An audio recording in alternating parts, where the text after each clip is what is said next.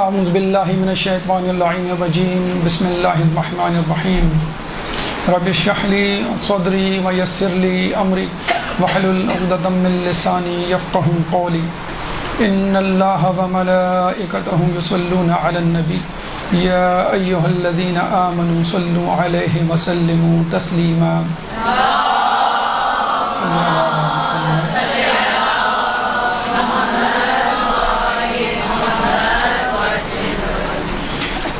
ماہ ذیقعد میں ایک اہم تاریخ 25 ذیقعدہ ہے کہ جو دہ الحرز کے نام سے مشہور ہے.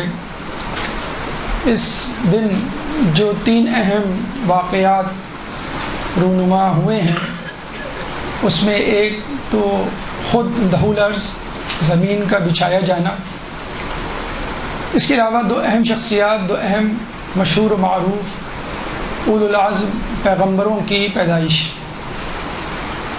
ایک حضرت ابراہیم علیہ السلام اور دوسرے حضرت عیسیٰ علیہ السلام.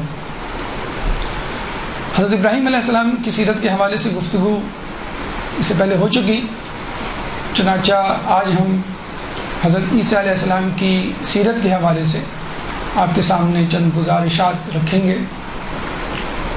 لیکن اس سے پہلے یہ بات موضوع بحث لانا ضروری ہے کہ ہم حضرت عیسیٰ کی سیرت کو کیوں جانیں، کیونکہ ہمارا تعلق تو رسول عربی رسول خدا صلی اللہ علیہ وآلہ وسلم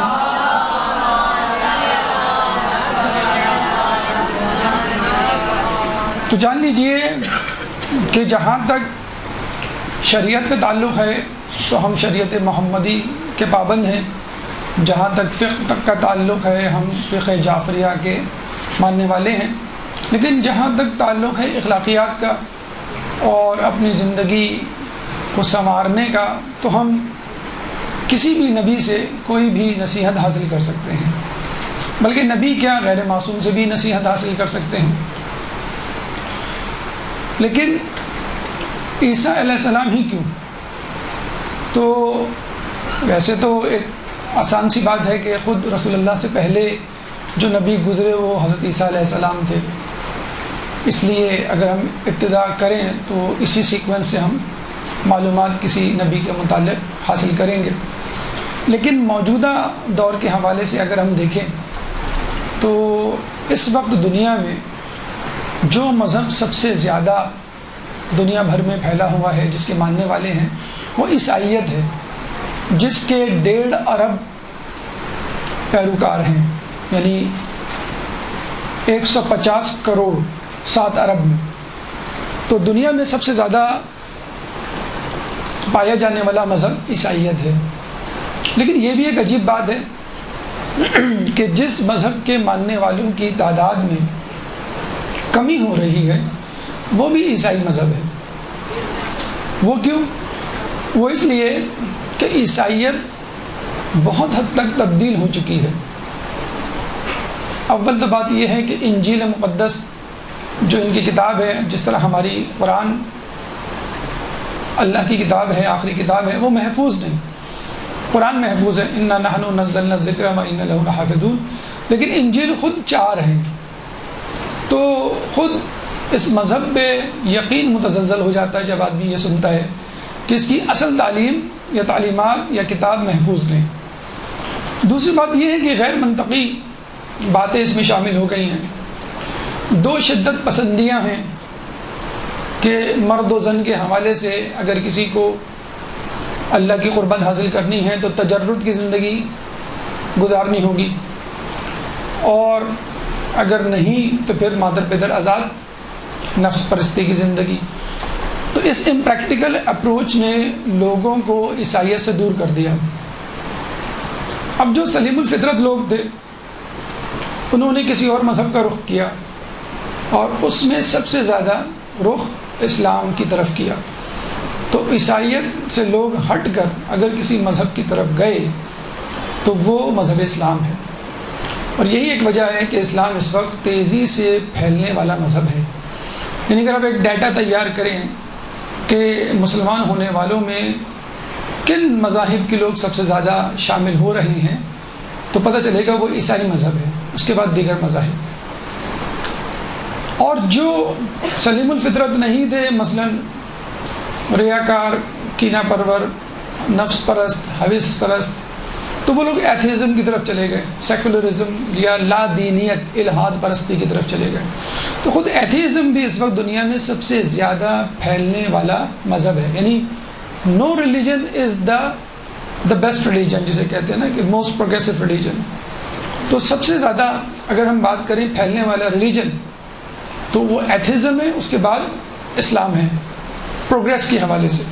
کیونکہ ایتھیزم میں عیسائیت سے ٹوٹ کے آنے والے لوگ شامل ہیں. اور نمبرز کی بات کریں، نمبر آف فالوورز، تو وہ عیسائیت کے ہیں، لیکن اس میں گریجولی تبدیلی آ رہی ہے. کچھ لوگوں کا یہ خیال ہے 2050 میں اسلام سب سے زیادہ جو ہے وہ دنیا میں پایا جائے گا، اور کچھ لوگوں کا خیال ہے کہ 2030 تک یہ ہو جائے گا کہ دنیا میں سب سے زیادہ جو پائے جانے والے لوگ ہوں گے وہ مسلمان ہوں گے. اور جب اگر ہم بات کریں ایک تاثیر کی، افیکٹیوٹی کی، تو شاید وہ 2030 سے پہلے ہو جائے. مثلا ابھی آپ دیکھتے ہیں فیفا میں جو ورلڈ کپ ہوا ہے، فرانس نے جو جیتا ہے، اس میں 7 کھلاڑی مسلمان تھے. تو فرانس کو، یعنی فرانس کی ٹیم کو، ویسے مسلمان بہت کم ہیں فرانس میں، لیکن اس کی ٹیم میں آدھے سے زیادہ کھلاڑی جو ہیں وہ مسلمان ہیں. تو ایک تو بات یہ ہو گئی کہ ہم عیسائیت کو دیکھتے ہیں کہ دنیا میں سب سے زیادہ ہے، اور پھر عیسائیت کا زوال بھی سب سے تیزی سے ہو رہا ہے. اس لیے اس مذہب کی شخصیت یا بانی یا رہنما کے بارے میں پڑھنا ضروری ہے. داخلی طور پہ عیسائیت یا عیسیٰ علیہ السلام کی معرفت کیوں ضروری ہے؟ نمبر 1، عیسیٰ علیہ السلام اولو العزم پیغمبروں میں شامل ہیں. رسول خدا حضرت عیسیٰ، حضرت موسیٰ، حضرت نوح، حضرت ابراہیم، اس لیے پڑھنا بھی ضروری ہے. نمبر 2، عیسیٰ علیہ السلام کا تذکرہ خود قرآن میں، جو مسلمانوں کی آخری کتاب ہے، 38 مرتبہ آیا ہے، 38 ٹائمز، جس میں 25 مرتبہ بطور عیسیٰ علیہ السلام اور 13 مرتبہ بطور مسیح. مسیح لفظ نکلا ہے مسح سے، اور مسح کا مطلب ہوتا ہے ہاتھ پھیرنا. جیسے ہم پاؤں پہ ہاتھ پھیرتے ہیں وضو میں، سر پہ ہاتھ پھیرتے ہیں. تو موسیٰ علیہ السلام جب مبروس، برس کے مرض میں مبتلا شخص، لیپرسی کے مرض میں مبتلا شخص کے جسم پر ہاتھ پھیرتے تھے تو اس کی لیپرسی یا برس کے داغ غائب ہو جاتے تھے. تو بس وہیں سے ان کا نام جو ہے وہ مسیح پڑ گیا.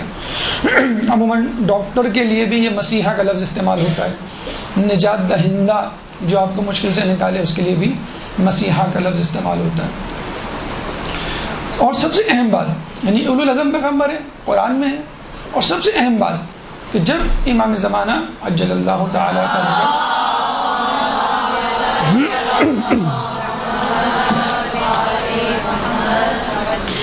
امام زمانہ کا ظہور ہوگا تو اسی وقت جناب عیسیٰ علیہ السلام کا بھی نزول ہوگا.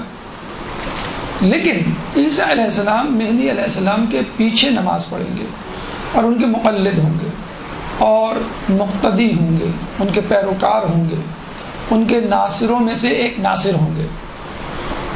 عیسائی دنیا تو اس بات کا انتظار کر رہی ہے اور اس بات پہ یقین رکھتی ہے کہ جب عیسیٰ علیہ السلام آئیں گے تو وہی نجات دہندہ ہوں گے، نہ کہ مہدی علیہ السلام یا جو بھی جن افراد کا نام لیا جاتا ہے وہ عیسیٰ علیہ السلام کے پیچھے ہوں گے. حالانکہ یہ غلط ہے، بالکل الٹ ہے. اور یہاں سے یہ بات بھی ثابت ہو جاتی ہے کہ عیسیٰ علیہ السلام چونکہ مہدی علیہ السلام کے پیچھے نماز پڑھیں گے، چنانچہ ہمارا امام انبیاء سے افضل، علی انبیاء سے افضل. تو یہ ایک بیک گراؤنڈ، پس منظر، اہمیت کے حوالے سے کہ ہمیں عیسیٰ علیہ السلام کی شخصیت، ان کی سیرت کا جائزہ یا تذکرہ یا معلومات کیوں ہونی چاہیے. اب ہم چلتے ہیں عیسیٰ علیہ السلام کی سیرت کی طرف، اور سیرت میں سب سے پہلے ولادت. ایک درود پڑھ دیں محمد علیہ.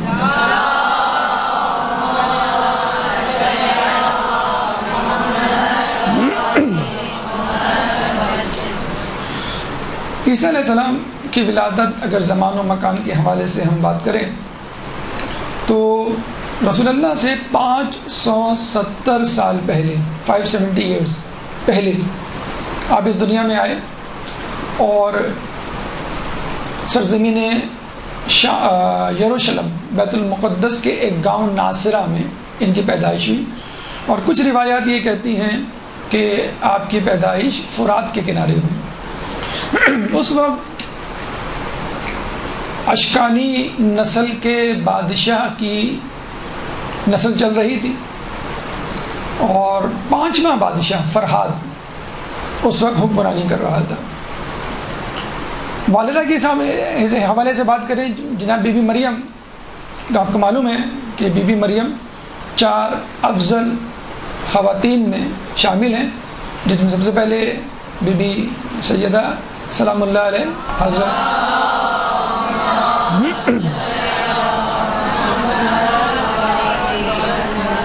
حضرت خدیجہ علیہ السلام، اور بی بی آسیہ، اور خود بی بی مریم۔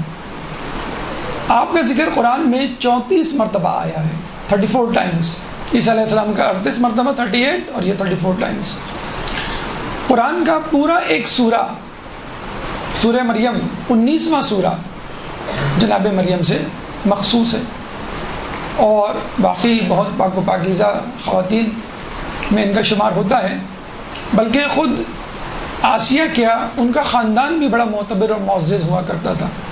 آپ کے والد گرامی عمران، اس مریم بنت عمران ان کا نام، ان کا عمران تھا، اور ان کا روب و دبدبہ، ہیبت، تقوی، پارسائی بالکل ویسی ہی تھی جیسے بنی ہاشم اور ان کے قبیلے کی۔ جناب عمران کی زوجہ حنہ تھی، اور ایک جگہ حسنہ ان کا نام آیا ہے۔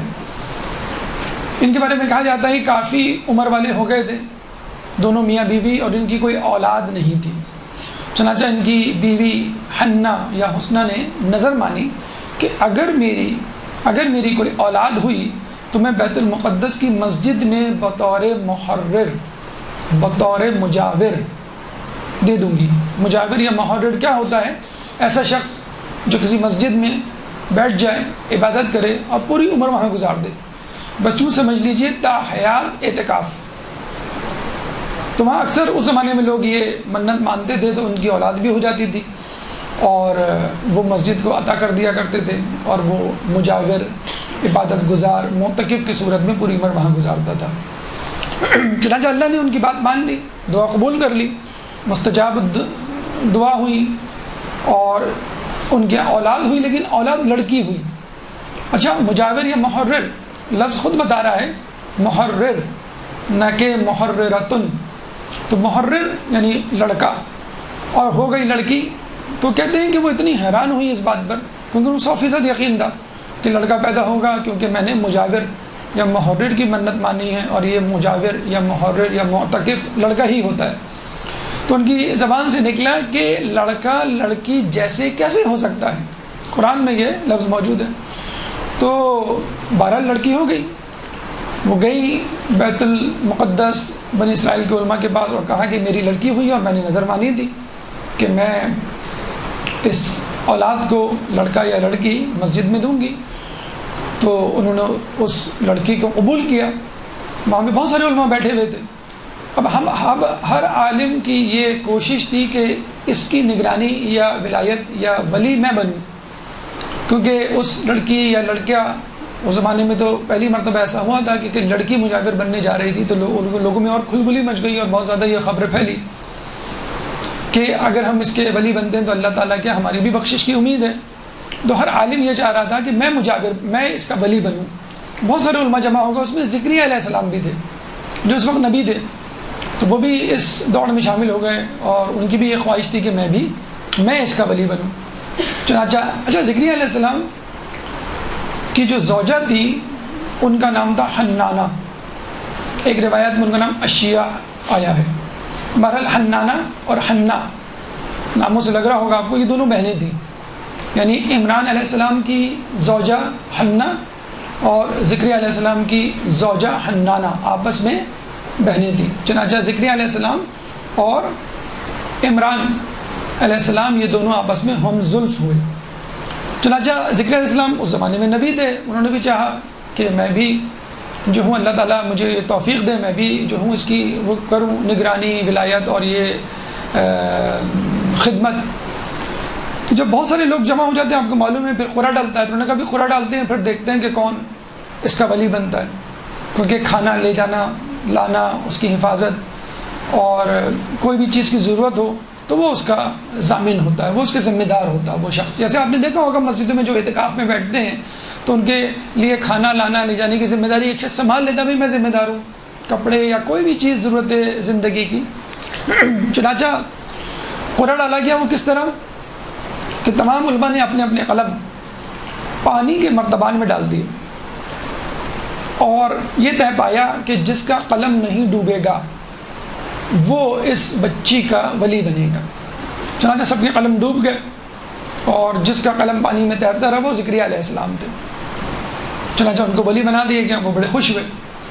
ان کے لیے سب سے اہم ذمہ داری کھانا پہنچانا تھا. اکثر وہ دیکھتے کہ جب میں کھانا لے کے جاتا ہوں تو مریم کے پاس پہلے سے بہترین پھل اور خوان اور طعام موجود ہوتا تھا، اور بعض اوقات بے موسم کے پھل مثلاً کھجور یا انار، کھجور یا آم وہ آپ کو سردیوں میں مل جائیں، اسی طرح انار جو ہے وہ آپ کو گرمیوں میں مل جائے، بے موسم کے پھل جسے کہتے ہیں. تو وہ پوچھا کرتے تھے کہ یہ پھل تمہارے پاس کہاں سے آئے؟ تو وہ کہا کرتی تھی یہ اللہ نے بھیجے ہیں.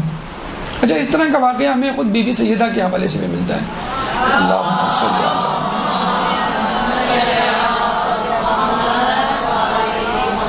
کہ ایک دفعہ آپ کے ہاں بڑا جسے کہتے ہیں کہ مشکل وقت تھا کہ 3 دن تک کچھ کھانا پینا گھر میں موجود نہیں تھا. تو رسول اللہ جب آپ کے گھر میں آئے یہ سن کر تو پتہ چلا کہ بی بی سیدہ کے کمرے میں ایک طعام کا ٹوکرا پڑا ہوا ہے، کھانے کا، پھلوں کا.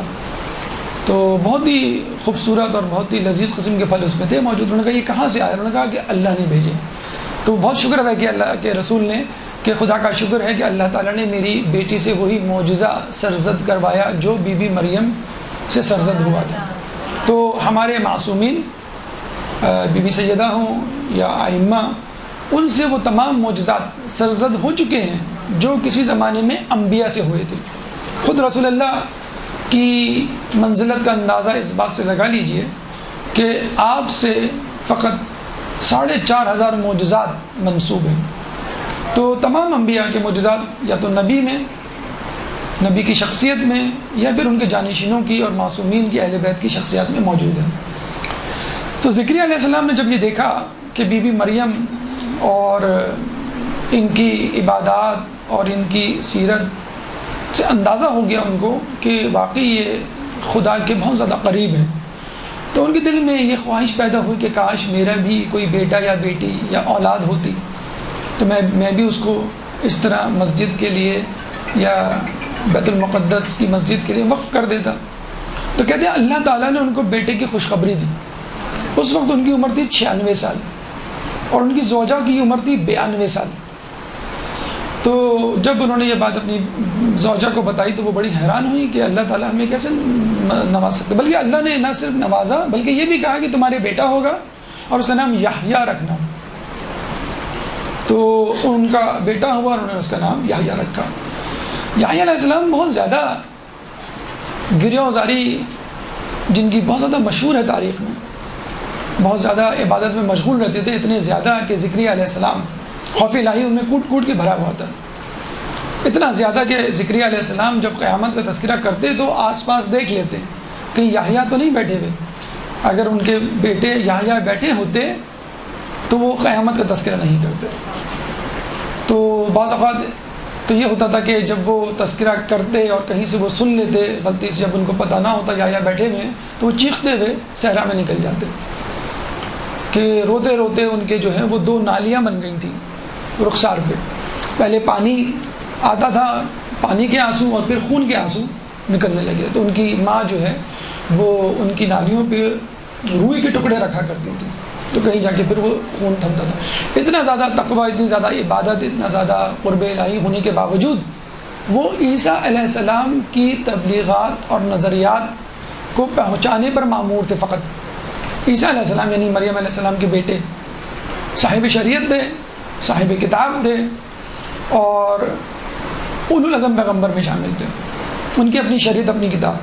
تو ہمارے یہاں کچھ انبیاء گزرے ہیں، کچھ رسول گزرے ہیں۔ رسول صاحب شریعت ہوا کرتے تھے، صاحب کتاب ہوا کرتے تھے، اور نبی فقط پرانے یا ہم عصر انبیاء کی تعلیمات کو پہنچایا کرتے تھے۔ جیسے لوط علیہ السلام ابراہیم علیہ السلام کے زمانے میں موجود تھے، ابراہیم علیہ السلام صاحب شریعت اولو العزم، لیکن ان کی تعلیمات اور تبلیغات لوط علیہ السلام نے جو اسی زمانے میں سرزمین فلسطین میں موجود تھے ان کی تعلیمات کو پھیلایا کرتے تھے۔ عیسیٰ علیہ السلام اور یحییٰ علیہ السلام دونوں ایک ہی زمانے میں موجود تھے۔ اگر آپ رشتے کے حوالے سے دیکھیں تو عیسیٰ علیہ السلام، مریم علیہ السلام اور یحییٰ علیہ السلام یہ دونوں آپس میں خالہ زاد بہن بھائی، اور عیسیٰ علیہ السلام جو ہے وہ بھانجے اور یحییٰ علیہ السلام ماموں، لیکن عمر میں اور مرتبے میں مقام میں دیکھا جائے حسب اور نسب کے اعتبار سے وہ بلند تھے، لیکن خدا کے نزدیک جو ماموریت تھی، جو کام تھا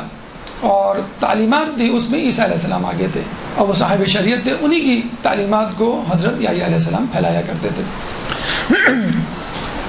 اب مریم علیہ السلام ایک دفعہ عبادت کر رہی تھی تو ایک فرشتہ آیا اور اس نے کہا کہ اللہ تعالیٰ آپ کو ایک بیٹے کی ولادت کی خوشخبری سناتا ہے کہ آپ کے یہاں ایک بیٹا ہوگا۔ تو وہ بہت حیران ہوئی، پریشان ہوئی، انہوں نے کہا کہ بھئی میرا تو کوئی شوہر نہیں، نہ میں نے شادی کی ہے، میرا بیٹا کیسے ہوگا؟ تو فرشتے نے کہا کہ اللہ تعالیٰ کے لیے کوئی کام کرنا مشکل نہیں، وہ تو کہتا ہے کن اور فیکون، وہ چیز ہو جاتی ہے۔ اب آدم علیہ السلام اور حوا علیہ السلام کسی ماں باپ کے محتاج نہیں تھے، اللہ تعالیٰ نے کہا کن اور فیکون، وہ ہو گئے۔ اس کے بعد کچھ دنوں کے بعد جبرائیل علیہ السلام آئے ایک مرد کی شکل میں، انسان کی شکل میں، تو ان کو دیکھ کے بہت گھبرا گئی کہ میں بہت پرہیزگار خاتون ہوں، میں نے جو ہے عمر بھر اللہ کی عبادت کی ہے، اپنی عزت و ناموس کی جو ہے وہ حفاظت کی ہے، کہ تم کون ہو، یہاں سے چلے جاؤ۔ تو نے کہا میں جبرائیل ہوں، فرشتہ ہوں، اللہ کی طرف سے مامور ہوں، اور آپ کو ایک بیٹے کی خوشخبری دینے کے لیے آیا ہوں۔ پھر آپ نے جبرائیل نے مریم علیہ السلام پر دم کیا، یعنی پھونکا، تو وہ حمل سے ہو گئی، اور اس کے بعد ان کی عبادت جاری رہی۔ وقت ولادت اللہ تعالیٰ نے ان کو حکم دیا کہ اب تم مسجد سے باہر نکل جاؤ اور فلاں جگہ ایک کھجور کا درخت ہے، وہاں جا کے اس بچے کی پیدائش کرو۔ اب وہ فوراً مسجد سے باہر نکل گئی اور لوگوں سے پوچھنے لگی کہ فلاں کھجور کا درخت جو نشانیاں بتائی تھی اللہ نے وہ کہاں ہیں؟ انہوں نے کہا بھائی فلاں جگہ ملے گا، لیکن وہ موسم کھجوروں کا نہیں تھا، یعنی سردیوں کا موسم، اور لوگوں نے پتہ بتا تو دیا، پہلے تو کہا کہ تم کیا کرو گی، یہ کوئی موسم تھوڑی ہے کھجوروں کا۔ انہوں نے کہا نہیں مجھے پھر بھی جانا ہے، تو وہ ہنسنے لگے اور کہا کہ فلاں جگہ تمہیں یہ درخت ملے گا۔ وہ گئی وہاں پر، کہتے ہیں کہ جیسے وہاں پہ ان کے قدم مبارک پڑے اسی وقت وہاں سے چشمہ جاری ہو گیا، اور انہوں نے اللہم صلی علیہ اور انہوں نے اس وقت اللہ کے حکم کے مطابق کھجور کے تنے کو ہلایا، جیسے ہی ہلایا وہ ہرا بھرا ہو گیا، اسی وقت اس میں پھل آیا اور کھجور پکی ہوئی آئی اور گرنے لگی ان کے قدموں میں، کھجور اور پانی، یعنی کھانے پینے کا ان کا بندوبست ہو گیا۔ اچھا کھجور کے بارے میں سن لیجئے، میڈیکل پوائنٹ آف ویو سے سب سے زیادہ آئرن اگر کسی پھل میں ہوتا ہے آئرن تو وہ کھجور میں ہوتا ہے۔ خود پاکستان میں پریگننٹ وومن کو پوری دنیا میں ایڈوائز کیا جاتا ہے کہ پریگننسی کے دوران آپ کھجور کھائیں، اور یہ ہیموگلوبن لیول بڑھاتا ہے۔ خود پاکستان میں کسی بھی خاتون کا، پریگننٹ وومن کا ہیموگلوبن لیول نارمل نہیں دیکھا گیا ہے، 13.5 ملی گرام پر ڈیسی لیٹر ہوتا ہے، کم ہوتا ہے، عموماً 10 سے کم ہی ہوتا ہے۔ تو پریگننٹ وومن شروع ہی سے اگر کھجور کھانا شروع کریں تو ان کو جو جیکٹوفر کے انجیکشن لگتے ہیں یا آئرن کی جو سپلیمنٹس کھاتے ہیں وہ نہ کھانے پڑیں، جو کہ بہت زیادہ سائڈ افیکٹس، انجیکشن جو ہے وہ آپ کا الرجی کرتا ہے، اور جو ٹیبلٹ ہوتی ہے وہ انڈائجسشن کرتی ہے۔ 13 قسم کے منرلز کھجور میں موجود ہوتے ہیں، 5 قسم کے وٹامنس کھجور میں موجود ہوتے ہیں، بسائڈ آئرن، آئرن سے ہٹ کر جو سب سے زیادہ ریچسٹ سورس ہے۔ اس کے بعد پھر آپ کا انار آتا ہے، پھر اس کے بعد کلیجی آتی ہے، پھر پالک اور باقی چیزیں آتی ہیں، سیب آتا ہے، لیکن سب سے زیادہ رچ سورس جو ہے وہ کھجور ہے۔ لیکن بس بدقسمتی ہے ہماری کہ ہم کھجور جو ہے صرف رمضان میں دیکھتے ہیں، جس طرح تقویٰ صرف رمضان میں نظر آتا ہے، تو کھجور جو ہے وہ صرف آپ کو رمضان میں نظر آتا ہے۔ تو کھجور اور پانی سے انہوں نے استفادہ کیا، لیکن کہتے ہیں کہ جیسے جیسے بیٹے کی ولادت کا وقت قریب آتا جا رہا تھا، مریم علیہ السلام کی پریشانی میں، امبیرسمنٹ میں اضافہ ہوتا جا رہا تھا۔ ایک تو کوئی تھا نہیں ان کے ساتھ، نمبر 2 شوہر نہیں تھا، ایک معجزہ ہونے جا رہا تھا اور لوگ اس بات کو قبول نہیں کریں گے، تو ان کی زبان سے اکثر یہ جملہ نکل جاتا تھا، یا لیتنی مت، کہ کاش میں مر گئی ہوتی قبل ھذا، اس عمل سے پہلے، اور وکنت نسیم منسیا، کہ کاش میں مر گئی ہوتی اس واقعے سے پہلے اور گمنام یا فراموش کر دی گئی ہوتی۔ سورہ مریم آیت نمبر 23 سورہ مریم قرآن کا 19واں سورہ، چیپٹر 19 ورس نمبر 23۔ تو اللہ تعالیٰ نے ان کو تسلی دی کہ تم گھبراؤ مت، یہ بچہ جو ہونے والا ہے یہ خود تمہارا دفاع کرے گا، ڈیفنس کرے گا تمہارا۔ چنانچہ آپ تھوڑی سی مطمئن ہوئی۔ جب بچہ پیدا ہوا تو وہ بچے کو لے کر لوگوں کے جب درمیان آئی تو لوگوں نے کہا کہ یہ کس کا بچہ ہے؟ انہوں نے کہا یہ میرا بچہ ہے۔ تو لوگوں نے بہت لعن طعن کی کہ تمہیں شرم آنی چاہیے کہ تم اتنے بڑے خاندان سے ہو، تم ہمیشہ مجاور محررہ کی حیثیت سے تم نے بیت المقدس کی مسجد میں دن رات گزارے، ہم تمہاری بڑی عزت کرتے تھے، تم ہارون کے خاندان سے، فلاں کے خاندان سے، تو تم نے یہ کیا کیا؟ اب وہ بتلاتی رہیں کہ بھئی میرا اس میں کوئی قصور نہیں، میرا اس میں کوئی عمل دخل نہیں، اللہ کی طرف سے اور یہ اللہ نے دیا۔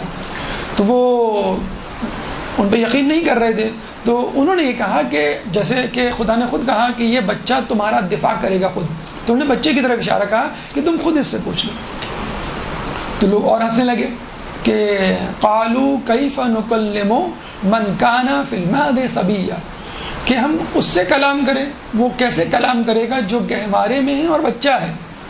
سورہ مریم آیت نمبر 29 اسی وقت عیسیٰ علیہ السلام گہوارے میں گویا ہوئے کہ قال انی عبد اللہ آتانی الکتاب وجعلنی نبیا، کہ انی بے شک انی عبد اللہ، میں اللہ کا بندہ ہوں، وآتانی الکتاب، مجھ پر کتاب اتاری گئی، وجعلنی نبیا، اور اللہ نے مجھے نبی بنایا۔ یہ سن کے لوگ حیران ہو گئے، بہت سارے لوگ مریم کی بات پر یقین کر بیٹھے اور اللہ پر ایمان لے آئے، لیکن کچھ لوگ بدستور تہمت کے الزام کو جاری رکھے رہے۔ پانچویں امام محمد باقر علیہ السلام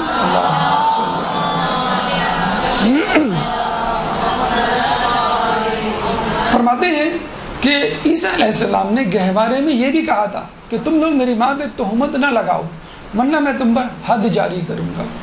تو ابو بصیر نے کہا کیا واقعی عیسیٰ علیہ السلام نے ان پر حد جاری کی تھی؟ تو امام نے فرمایا حقیقتاً ایسا ہی ہوا تھا کہ عیسیٰ علیہ السلام نے بڑے ہونے کے بعد جن لوگوں نے تہمت لگائی تھی اور معجزے کے بعد بھی انکار کیا، ان پر حد جاری کی۔ ابھی جو واقعات معجزات سے بھرپور آپ کے سامنے پیش کیے گئے، اس میں چند نکات ہیں جو سمجھنے کے ہیں، چند پیغامات ہیں جو حاصل کرنے کے ہیں۔ سب سے پہلا پیغام جو حاصل کرنے کا ہے وہ ہے عظمت علی۔ مریم علیہ السلام مسجد کے اندر موجود تھی اور خدا نے کہا مسجد سے باہر نکل جاؤ، بچے کی پیدائش باہر ہوگی، اور فاطمہ بنت اسد مسجد سے باہر، کعبے سے باہر موجود تھی اور ان کو کہا کہ تم اندر آ جاؤ، دروازے سے نہیں، میں تمہارے لیے دروازہ الگ سے بناؤں گا تاکہ رہتی دنیا تک پتہ چلے کہ تم زبردستی نہیں آئی دروازہ کھول کے اپنے بچے کو شرف دلوانے کے لیے، بلکہ میں نے تمہیں بلایا ہے۔ تو دیوار شق ہوئی، اور اس کے بعد جب 3 دن کے بعد نکلی پھر دوبارہ دیوار شق ہوئی کہ جن لوگوں نے نہیں بھی دیکھا اور یہ معجزہ سن کے وہاں جمع ہو گئے، یا دشمنوں نے وہ دیوار یا شگاف پاٹ دیا تو دوبارہ دیکھ لیں کہ دیوار شق ہوئی۔ تو یہ عظمت علی ہے۔ یہاں پھر وہی بات ثابت ہو جاتی ہے کہ علی اور ہمارے ائمہ انبیاء سے افضل۔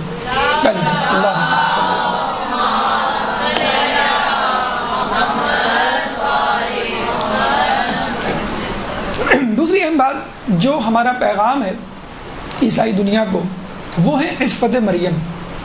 آپ نے دیکھا ہوگا کہ عیسائی دنیا میں، جس کے بارے میں ابھی بتایا گیا کہ 1.5 ارب 150 کروڑ پیروکار ہیں، تو اس میں تقریباً فرض کر لیں 50% 75 کروڑ ہم لے لیں خواتین ہیں، اور ان کے لیے رول ماڈل مثالی خاتون کون ہے؟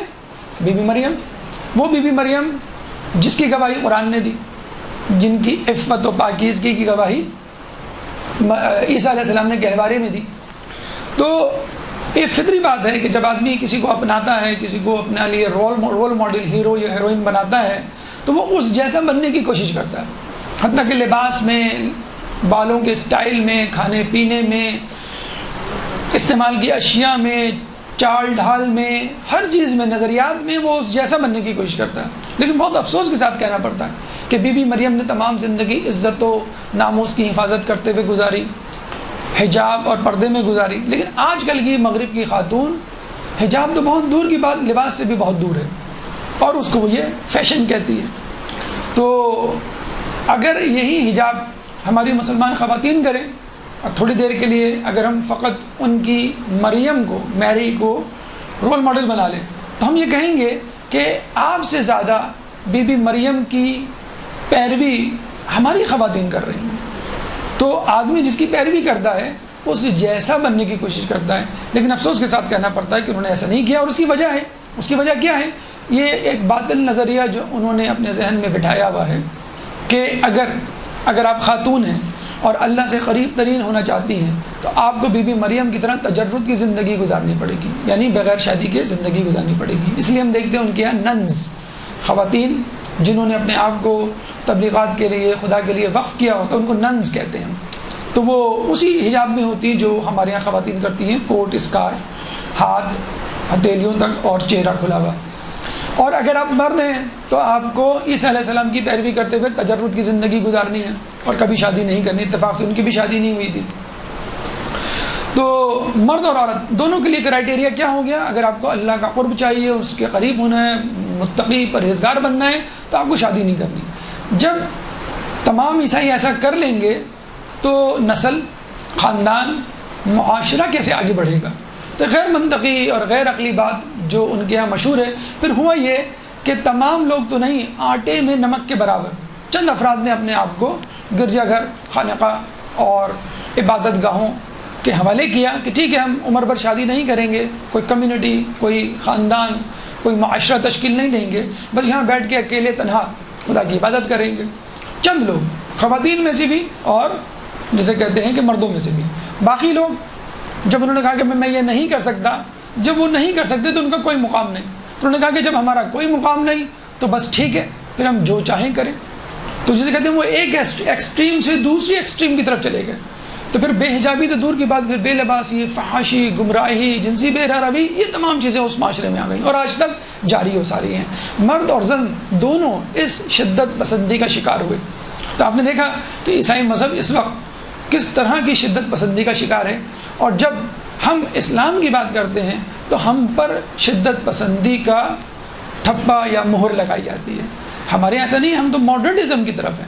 ہمارے ایک عالم دین اگر داڑھی رکھتا ہے تو ایک عام آدمی بھی داڑھی رکھتا ہے، ایک عام آدمی اگر شادی کرتا ہے تو عالم دین بھی شادی کرتا ہے۔ ایک عورت مبلغہ یا معلمہ ہے اور حجاب کرتی ہے تو اس کو سننے والیاں، اس کی طرف آنے والیاں، اس کو فالو کرنے والیاں بھی حجاب کرتی ہیں، اور ایک عام عورت اگر شادی کرتی ہے تو معلمہ بھی شادی کرتی ہے۔ تو یہ ہے اعتدال پسندی، یہ ہے میانہ روی، اور ان کی جو فطرت ہے، ان کا جو نیچر ہے، ان کا طرز زندگی ہے، وہ شدت پسندی ہے۔ دوسرا پیغام، تیسرا پیغام وہ یہ کہ عیسیٰ علیہ السلام نے گہوارے میں کہا کہ انی عبداللہ، اور مجھے آتانی الکتاب وجعلنی نبیہ، کہ میں نبی ہوں، مجھ پر کتاب اتری۔ تو انہوں نے اپنی نبوت کا اعلان گہوارے میں کیا۔ اس کا مطلب یہ ہوا کہ نبی پیدائشی نبی ہوتا ہے، بندہ نہیں ہے، وہ بنا بنایا آتا ہے۔ اعلان وہ اس وقت کرتا ہے جب موضوع اور مناسب وقت ہو، جب اللہ اس سے کہتا ہے۔ رسول اللہ پیدائشی نبی تھے، بلکہ اس کائنات کی تخلیق سے پہلے ان کا نور تخلیق کیا جا چکا تھا، اور وہ اس وقت بھی نبی تھے۔ اس کے بعد جب وہ پیدا ہوئے، پیدا ہونے کے 40ویں سال ان کو کہا گیا کہ اب آپ اپنی نبوت کا اعلان کریں، یعنی کہ ہم آپ کو نبی بنا رہے ہیں، اعلان کریں۔ اسی طرح ہمارا عقیدہ ہے کہ چاہے نبی ہو چاہے امام ہو، دونوں جو اللہ کے منتخب شدہ ہوتے ہیں پیدائشی ہوتے ہیں۔ جب عیسیٰ علیہ السلام پیدائشی نبی ہو سکتے ہیں تو رسول اللہ اور ائمہ پیدائشی نبی کیوں نہیں ہو سکتے؟ آخری اور اہم نقطہ عیسیٰ علیہ السلام کی پیدائش سے ہمیں ملتا ہے کہ عیسیٰ علیہ السلام بوسیلہ بی بی مریم عمران علیہ السلام کی نسل سے ٹھہرے۔ تو کیوں نہ آج کل کے سادات بی بی سیدہ کی وساطت سے رسول اللہ کے خاندان سے کیوں نہیں ٹھہر سکتے؟ درود پڑھ دے محمد علیہ وسلم۔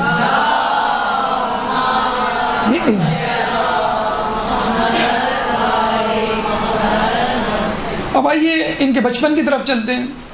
کہتے ہیں کہ 12 سال کی عمر میں، ہمارے یہاں تو بچہ ہوتا ہے، مطلب بالغ بھی نہیں ہوتا، تو 12 سال کی عمر میں ان کی علم، ان کی عبادت کا یہ عالم تھا کہ اس زمانے کے عابدوں اور اس زمانے کے عالموں کے ساتھ ان کی بیٹھکیں ہوتی تھیں، مباحثے ہوتے تھے، مناظرے اور مکالمے ہوتے تھے۔ 30 سال کی عمر میں جب یہ پہنچے تو اللہ نے ان کو نبوت کے اعلان کا کہا۔ اس کے بعد 33 سال تک انہوں نے نبوت کے فرائض انجام دیے، اور 33 ایئرس کی ایج میں اللہ تعالیٰ نے ان کو آسمان پہ اٹھا لیا۔ فقط 3 سال انہوں نے جو ہے وہ نبوت کا کام انجام دیا۔ اس دوران ان کو کثرت سے مسافرت پیش آئی، اس وجہ سے وہ شادی نہ کر سکے۔ ویسے بھی 33 ایئرس کی ایج کوئی بہت زیادہ عمر نہیں ہوتی ہے، تو کثرت سے مسافرت کی وجہ سے، مشغولیت کی وجہ سے وہ شادی نہ کر سکے۔ تو اتفاق کی بات یہ ہے کہ ماں اور بیٹے، جو کہ 2 اہم اور آخری اور انتہائی شخصیات ہیں عیسائی دنیا میں، دونوں نے مجرد غیر معیل زندگی گزاری، جس کی وجہ سے ایک غلط فہمی عیسائی دنیا میں پیدا ہوئی جو اب تک جاری و ساری ہے، حالانکہ وہ مخصوص حالات میں موجود تھے جو شادی کے لیے مانع تھی۔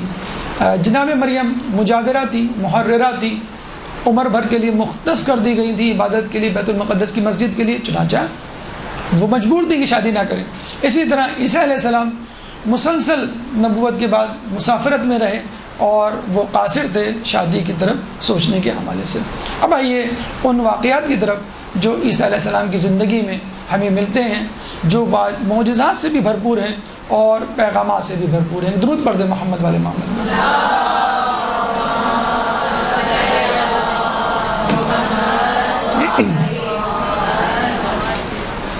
سورہ آل عمران آیت نمبر 49۔ سورہ آل عمران قرآن کا تیسرا سورہ ہے، چیپٹر 3 ورس نمبر 49۔ حضرت عیسیٰ علیہ السلام اپنا تعارف کرواتے کہتے ہیں کہ انا قد جئتکم بآیۃ من ربکم، کہ بے شک میں اللہ کی آیات لے کر تمہاری طرف آیا ہوں۔ اور اس کے بعد وہ آیات، وہ معجزات گنواتے ہیں جو اللہ تعالیٰ نے ان سے مخصوص کیے تھے، جن کی ان کو اہلیت دی تھی۔ انہوں نے کہا کہ میں مٹی کا پرندہ بناتا ہوں اور اس پہ پھونک مارتا ہوں تو وہ حقیقی پرندہ بن جاتا ہے۔ انہوں نے کہا کہ میں مردے کو زندہ کرتا ہوں۔ انہوں نے کہا کہ میں بإذن اللہ مبروز کا علاج کر سکتا ہوں۔ انہوں نے کہا کہ میں نابینا کو بینا بنا سکتا ہوں۔ اور 5واں معجزہ انہوں نے یہ کہا کہ میں غیب کا علم رکھتا ہوں، تم لوگ اپنے گھروں میں جو کچھ کھاتے ہو اور جو کچھ ذخیرہ کرتے ہو میں اس کے بارے میں جانتا ہوں۔ اور پھر ہم دیکھتے ہیں کہ پوری زندگی معجزات کے ساتھ، اخلاق کے ساتھ، پارسائی کے ساتھ، تقوی کے ساتھ، ہمدردی و تعاون کے ساتھ انہوں نے زندگی گزاری اور اپنی طرف لوگوں کو متوجہ کیا۔ کہتے ہیں کہ عیسیٰ علیہ السلام کی زندگی میں 12 افراد ایسے تھے جو ہر وقت ان کے ساتھ رہا کرتے تھے اور جن کو ان کے حواری کہا جاتا تھا۔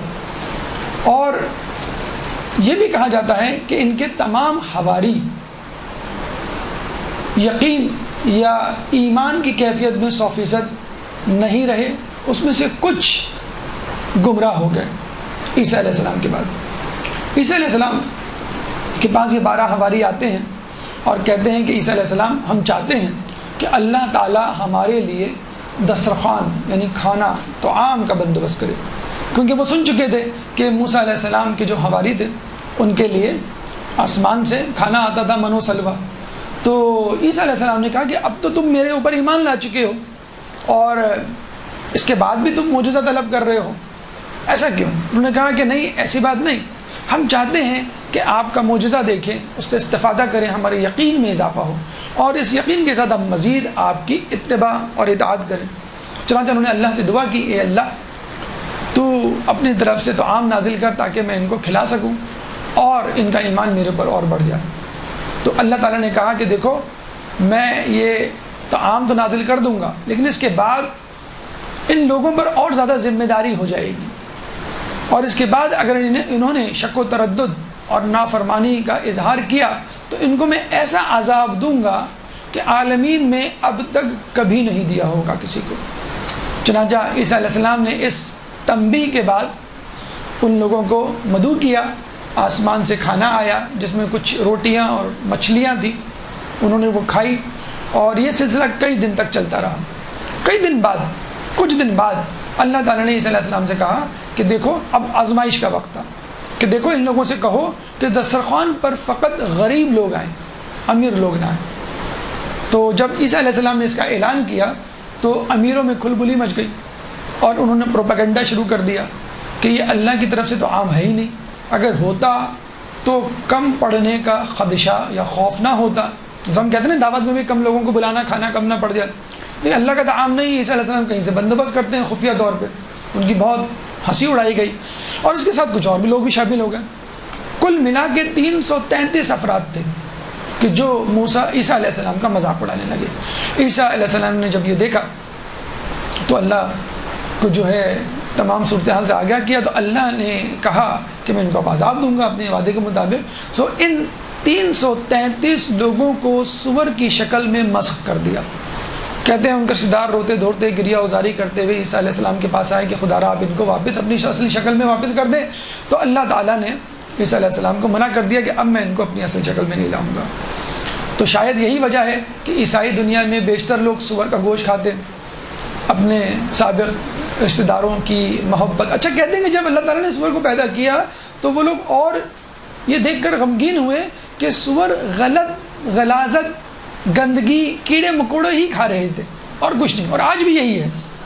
آپ عیسائی دنیا میں مبلغین کے پاس، سوچ سمجھ رکھنے والے لوگوں کے پاس، بلکہ آپ تو میڈیکل پوائنٹ آف ویو سے یہ پروون فیکٹ ہے کہ سور جو ہے وہ کیڑے مکوڑے کھاتا ہے، اور جب وہ کیڑے مکوڑے کھاتا ہے تو اس کو ڈائجسٹ کرنے کے لیے اس کی باڈی میں وہ انزائمز نہیں ہوتے، تو وہ باڈی میں اسی طرح اسٹک ہو جاتے ہیں۔ تو جب آدمی سور کھاتا ہے تو وہ کیڑے مکوڑے ایز اٹ از اور اس کے کمپوننٹس آپ کی باڈی میں چلے جاتے ہیں، یعنی جو لوگ کھاتے ہیں ان کی باڈی میں چلے جاتے ہیں، اور ان کو ڈائجسٹ کرنے کے لیے ہمارے پاس تو ٹماٹر کے چھلکے کا سیلولوز جو ہے اس کے لیے انزائم نہیں ہے ہماری باڈی میں، تو اس کا کیا ہوگا؟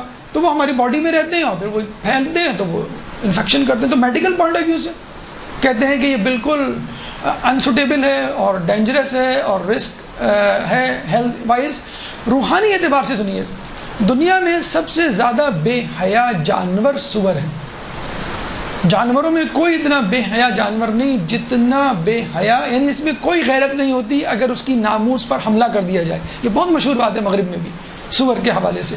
تو کہتے ہیں کہ جو سور کھاتا ہے اس کے اندر بے حیائی پیدا ہوتی ہے، اور یہ اسلامی اعتبار سے بھی پروون ہے کہ آدمی جس چیز کا شوق رکھتا ہے، جو چیز کھاتا ہے وہ چیز اس کے اندر پیدا ہوتی ہے۔ جیسے عرب جو ہیں وہ اونٹ کا گوشت کھاتے ہیں تو ان کے اندر کینہ پروری بہت ہوتی ہے، اور وہ کینہ پروری اور وہ دشمنی جو ہے وہ نسلوں در نسل چلتی ہے۔ تو اونٹ میں بھی جو ہے کہتے ہیں کینہ بہت ہوتا ہے، وہ عمر بھر اپنے اندر جسے کہتے ہیں کہ رکھتا ہے۔ جو بکرا یا بکری کھاتے ہیں ان کے دل بہت زیادہ جسے کہتے ہیں کہ نرم ہوتے ہیں۔ تو اسی طرح بہرحال جو جس قسم کی جو ہے غذا کھاتا ہے اس کے اثرات بہرحال ہوتے ہیں روحانی اعتبار سے اور میڈیکل پوائنٹ آف ویو سے، دونوں اعتبار سے جو ہے وہ۔ اب یہاں پر یہ ایک اور بات جو ہے وہ ذہن میں رکھنے والی ہے، شک، کہ عام آدمی تو چھوڑے کہ ان کے 12 حواریوں میں سے بھی کچھ کو شک ہوا، اور یہ تاریخ میں ہمیں ملتا ہے کہ عیسیٰ علیہ السلام جب آسمان پہ اٹھائے جا رہے تھے تو انہوں نے کہا تھا کہ ان 12 میں سے 8 منحرف ہو جائیں گے، 4 بچیں گے، اور ان 4 میں وہ لوگ صراط مستقیم پر ہوں گے جو میرے جانشین شمعون کی ولایت پر باقی رہیں گے۔ یعنی 12 میں سے 8 منحرف، کتنے منحرف ہو گئے؟ 2/3، 2/3، اور کتنے صراط مستقیم پہ رہے؟ 1/3، 1/3۔ نوح علیہ السلام پہ ایمان لانے والوں کی تعداد 240 to 40۔ جب اللہ نے کہا، جب انہوں نے کہا کہ اللہ نوح ہمارے لیے انتظام کیجئے کشتی کا تاکہ ہم ان لوگوں سے کے ظلم سے نجات پائیں، انہوں نے کہا، اللہ نے کہا کہ بھئی تم جاؤ اور کھجور کا درخت لگاؤ جو 1 سال میں درخت دیتا ہے، پھل دیتا ہے۔ تو وہ گئے، ان میں سے 80 افراد منحرف ہو گئے کہ بھئی ہم نے اتنی محنت کی، اب آپ کہہ رہے ہیں کہ 1 سال اور صبر کرو، ہم نہیں مانتے آپ کو۔ 1/3 نکل گئے۔ پھر آئے دوسرے سال، پھر اللہ نے کہا کہ جاؤ 1 سال بعد آنا اور کھجور کا درخت لگاؤ، تو اس میں سے پھر 1/3 آدھے نکل گئے، یعنی 80. پہلے 80 نکلے 1/3، اب نصف یعنی 80 نکل گئے. تو 240 میں سے کتنے بچے؟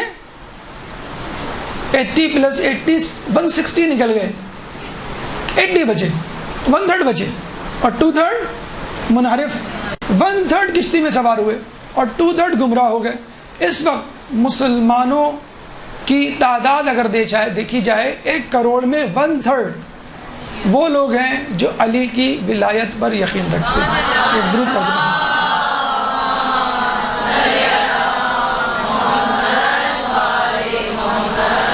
تو نبی یا وسیع کی ولایت پر یقین رکھنا جنت کا پروانہ نہیں، آخر وقت تک اس پر قائم رہنا، مرد دم تک اس پہ قائم رہنا، یہ ہے جنت میں جانے کی دلیل اور اللہ کی رضا کی دلیل.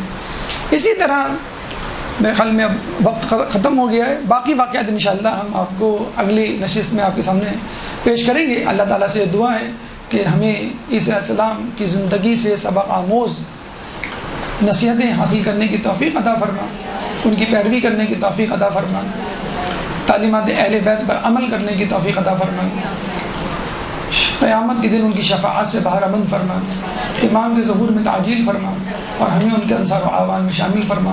ربنا تقبل منا انك انت السميع العليم وتب علينا انك انت التواب الرحيم برحمتك يا ارحم الراحمين وصلى الله على محمد وآله الطاهرين.